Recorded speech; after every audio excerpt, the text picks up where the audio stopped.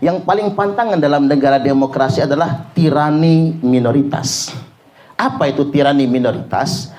Ada minoritas elit berkuasa yang dia sangat berkuasa dan dia menguasai segala hal.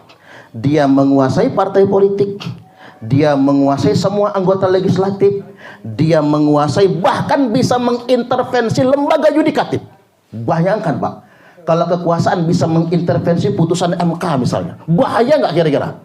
Bahaya itu. Kalau kekuasaan bisa ngatur hakim, bahaya sekali kan? Hakim itu kan wakil Tuhan di muka bumi ini untuk menegakkan keadilan. Kemudian yang berikutnya bahaya juga Bapak Ibu, ketika kekuasaan bisa mengatur pengusaha. Pengusaha yang punya duit kan bisa diatur sebagainya. Ini yang disebut dengan tirani minoritas. Itulah yang kita benci dari Orde Baru. Mengapa kita benci Orde Baru? Karena terjadi tirani minoritas. Ada minoritas elit yang menguasai sumber daya ekonomi, menguasai hukum, menguasai segala hal. Rakyat tidak punya daya upaya sama sekali. Nah, sekarang rakyat harus bersuara. Mengapa saya penting sampaikan hari ini? One man, one vote. Satu orang, satu suara. Maka tentukanlah pilihan berdasarkan hati nurani. Jangan pernah mau dimanipulasi. Saya ingin sampaikan bahwasanya yang hendak kita wujudkan ini adalah keadilan sosial bagi seluruh rakyat Indonesia. Setuju nggak kira-kira? Sekarang udah adil belum? Belum. Buktinya masih banyak kejadian. Ini fakta loh. Ada ratusan siswa di Bandar Lampung ini nggak bisa ngambil ijazah gara-gara ada tunggakan SPP. Betul nggak kira-kira? Tepuk tangan dulu. Sebel saya ini. Sebel. Sampai 10 juta, 15 juta. SPP emang nggak ada Ustadz. Ada uang komite. Nah komite lagi Bang. Bayangin di masa COVID itu kita masa sekolah kagak. Tiba-tiba ujian nasional anak kita, tapi nggak bisa ngambil ijazah karena ada tunggakan 15 juta. Ini negara apa sih? Benarkah kita sudah merdeka kan begitu? Nah, ini kritik yang perlu saya sampaikan. Nah, cocok banget ya. Benarkah kita sudah merdeka Bapak Ibu? Katanya anggaran pendidikan sampai 20%. Nah ini fakta. Makanya kita betul-betul membutuhkan pemimpin yang merakyat, yang membela kepentingan rakyat. Kalau bisa ada pemimpin yang bisa menjamin tidak ada pungutan sama sekali, tidak ada SPP, nggak ada uang komite, nggak ada biaya apapun dari SD sampai SMA. Setuju nggak kira-kira? Tepuk tangan, tepuk tangan. Ya iya dong. Jangan sampai kita rakyat di bawah ini hanya dimanfaatkan ketika kampanye, betul nggak? Udah jadi lupa sama kita. Mereka bagi-bagi kekuasaan. Nah kita hapus dewek kan? Itulah mengapa ada sosialisasi hari ini, agar kita semua rakyat di bawah ini melek, agar kita semua cerdas.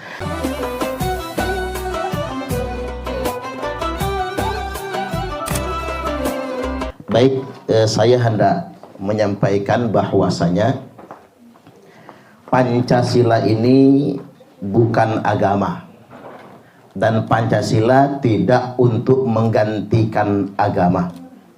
Namun Pancasila sesuai dengan ajaran agama. Setuju nggak kira-kira? Ini yang harus kita sepakati. Makanya di Pancasila ada salam Pancasila. Tadi nggak pakai kita ya? Oh ini harus, ini wajib dari BPEB harus ada salam Pancasila. Salam Pancasila bisa dengan begini. Karena 5 Pak, Bu, 5 sila kan? Ini bukan nomor partai, bukan. Kemudian begini, tapi usahakanlah berdiri. Kalau saya ucapkan salam Pancasila, panjenengan berdiri ucapkan, jawabnya sama, salam Pancasila. Baik, ingat ya. Salam Pancasila. Mager. Ulang lagi sambil berdiri aja, nggak usah duduk lagi. Mager Bu, nanti asam urat loh. Saya ulangi, salam Pancasila. Terima kasih, silakan duduk lagi. Ada rekrutmen pegawai BPIP. Pas penentuan akhir atau pantuhir, dia ditanya wawancara akhir, dia ditentukan diterima atau tidak. Ketika ditanya bisakah salam Pancasila menggantikan assalamualaikum, Jawab yang dites bisa, langsung dijabat tangannya, selamat, Anda ikut tes lagi tahun depan. Gagal dia, Pak. Mengapa dia gagal? Karena dia salah dalam berpikir. Dianggapnya Pancasila itu setara dengan agama. Pancasila itu bukan agama. Pancasila tidak untuk menggantikan agama, namun Pancasila sesuai dengan ajaran agama. Agama manapun termasuk agama Islam. Karena mengapa? Pancasila itu alat pemersatu bangsa. Sedangkan agama mengajarkan kita menjaga persatuan. Bahkan kalau kita ingin kembali ke histori, Nabi SAW bikin negara. Negara pertama yang didirikan Nabi bukan negara Islam. Ini kalau kita belajar sejarah, Pak. Inspirasi demokrasi pertama kali dalam sejarah hidup umat manusia. Tak ulangi, inspirasi demokrasi pertama kali dalam sejarah hidup umat manusia adalah Madinah. Waktu itu belum ada negara demokrasi, belum ada. Jadi siapa penghulu demokrasi? Yakni Nabiullah Muhammad sallallahu alaihi wasallam. Karena Nabi bikin negara bukan negara agama. Ini cara ngejawab kalau ada orang HTI ingin mengajak kita mendirikan khilafah, bantah pakai kalimat ini. Ada orang NII pengen ngajak kita mendirikan negara Islam, kan begitu? Atau yang geger dari Lampung ini apa? Khilafatul Muslimin. Khalifahnya yang diteluk itu, Pak, yang diponis penjara 10 tahun kemarin, ditangkap Polda Metro Jaya itu. Ini jawabannya. Mereka ingin mendirikan negara agama, padahal Nabi tidak pernah mendirikan negara agama. Negara yang didirikan Nabi negara kesepakatan, persis dengan negara kita. Indonesia ini negara kesepakatan loh, bukan negara agama. Kita nyebutnya Negara Kesatuan Republik Indonesia. Dan dasar negara Nabi bukan Al-Quran.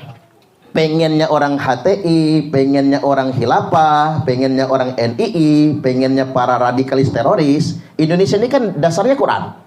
Nabi bikin negara dasarnya bukan Al-Quran, tapi Sahifatul Madinah. Kita nyebutnya Piagam Madinah.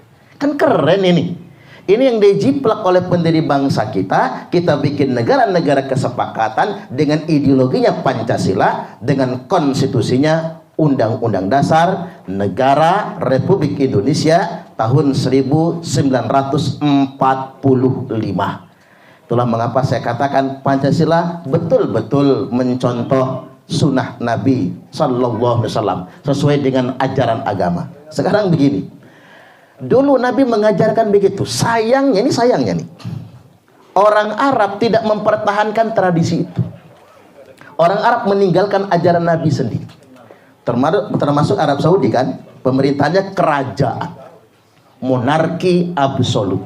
Bapak mati ganti anak, anak mati ganti cucung, cucung mati ganti cicit, cicit mati ganti kok cucu, ganti, orang Jawa nyebutnya canggah ya.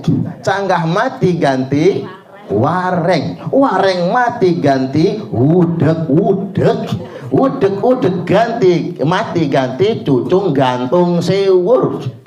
Begitulah monarki absolut.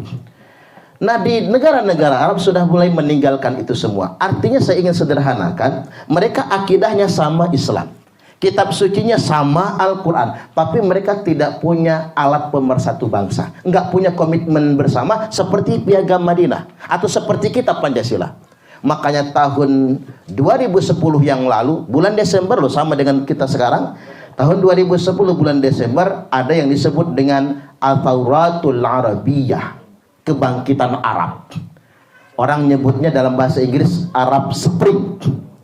Apa yang mereka katakan kebangkitan Arab, revolusi Arab, itu bukan kebangkitan, bukan revolusi, tapi sebuah kekacauan. Karena tanpa alat pemersatu bangsa, negara Arab kacau beliau. Dari 21 negara Arab, Bapak Ibu, 17 sampai 18 negara kacau. Hasilnya apa? Tunisia, Presiden Ben Ali jatuh. Mesir, Husni Mubarak jatuh. Yaman, Presiden Ali Abdullah Saleh jatuh. Libya, gara-gara perang saudara, Amerika ikut campur sampai terbunuhnya Muammar Gaddafi. Di zaman Muammar Gaddafi, biaya sekolah gratis, kesehatan gratis. Setelah dibunuh oleh Amerika Serikat, sekarang Libya hidup dalam kesengsaraan. Lalu mengapa Amerika Serikat bisa intervensi ke Libya? Karena rakyatnya tidak bersatu. Tidak ada alat pemersatu bangsa. Sampai sekarang Libya kesusahan. Apalagi Suriah sampai sekarang perang saudara. Yaman sampai sekarang perang saudara. Mereka mengatakan Islam, tapi mereka tidak punya alat pemersatu bangsa. Dan alhamdulillahnya Bapak Ibu, kita punya Pancasila sebagai alat pemersatu bangsa. Mudah-mudahan Indonesia semakin sejahtera. Allahumma amin. Karena kalau bicara tentang sila-sila Pancasila, satu, ketuhanan yang Maha Esa, qul huwallahu ahad, Quran itu. Yang kedua, kemanusiaan yang adil dan beradab, innallaha ya'muru bil adli wal ihsan, Al-Quran. Sila ketiga, persatuan Indonesia, wa'tasimu bihablillahi jami'an wa la tafarraqu, Al-Quran.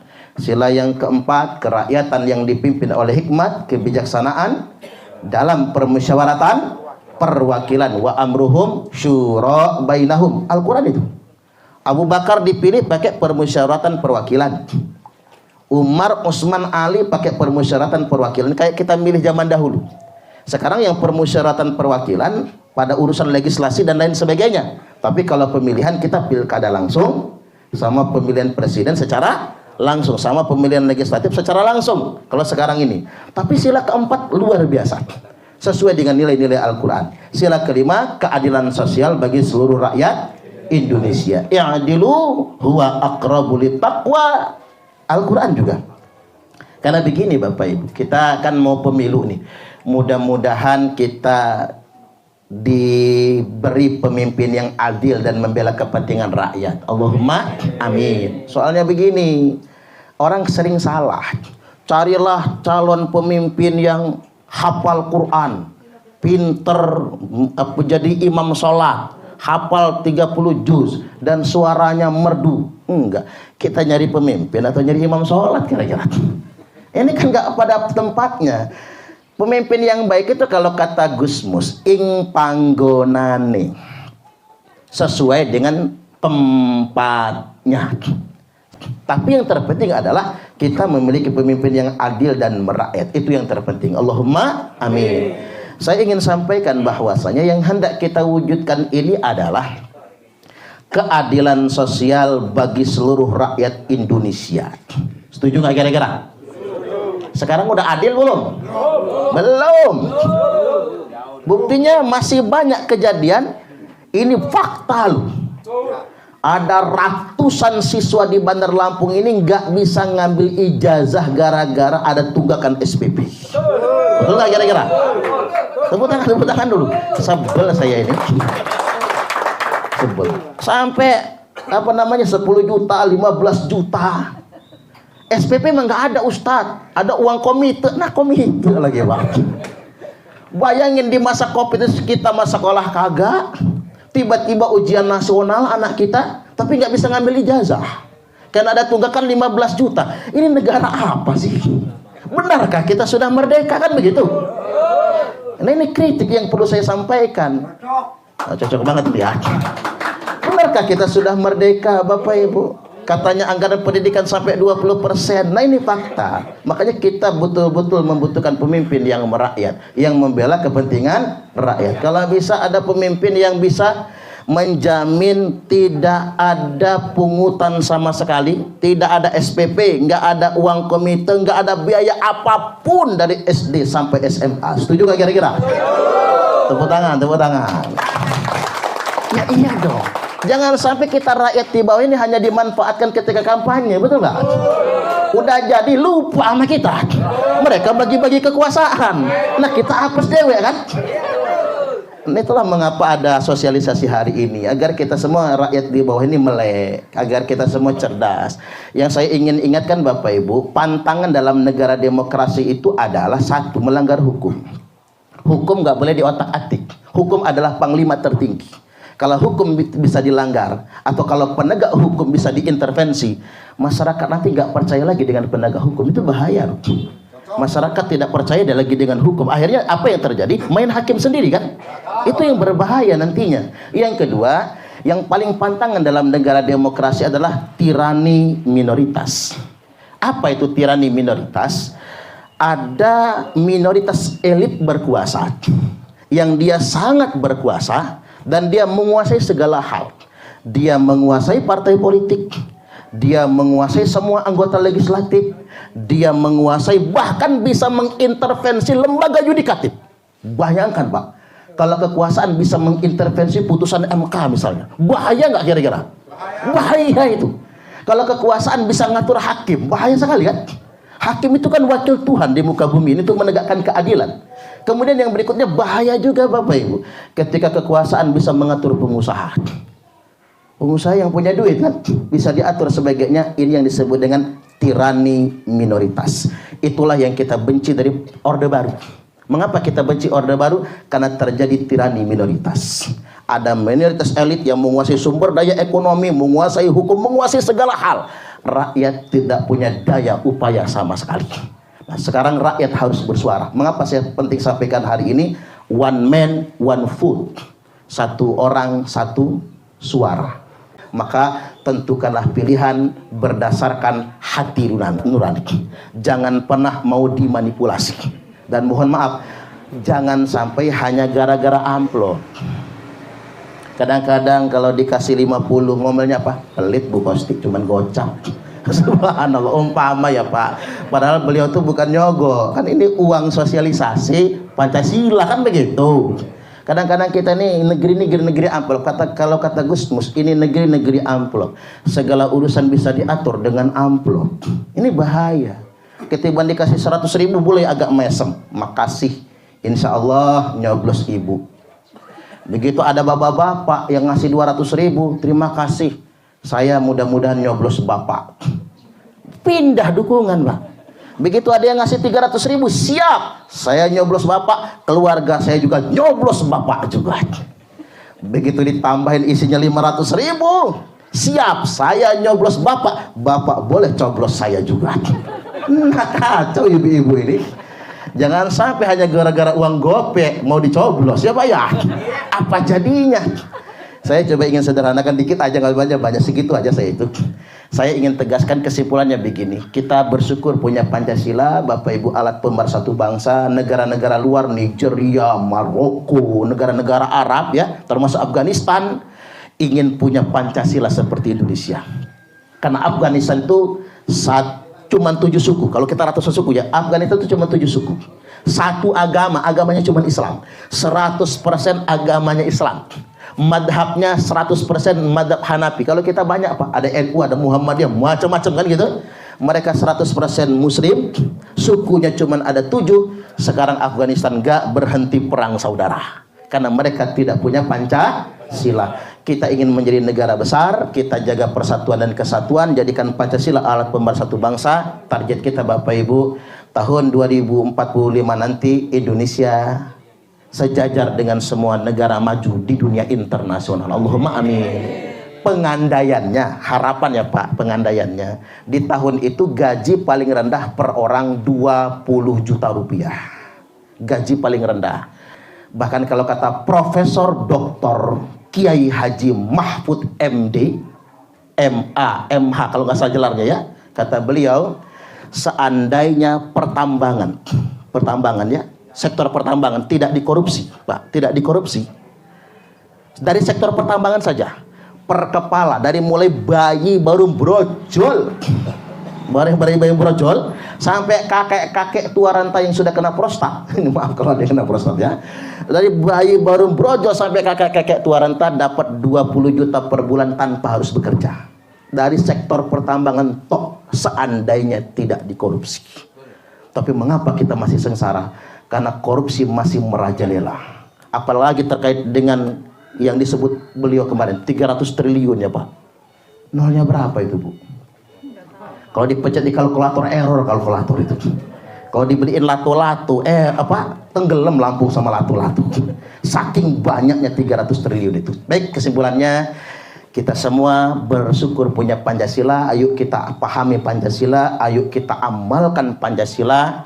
Dan karena ini tahun politik, mudah-mudahan kita semua berdoa Allah berikan kita wakil rakyat yang terbaik, Allah berikan kita presiden yang terbaik, yang jujur, anti korupsi, dan benar-benar membela kepentingan rakyat, bukan yang melestarikan tirani minoritas. Itu saja. Wallahul muwaffiq ila aqwamit thoriq. Wassalamualaikum warahmatullahi wabarakatuh.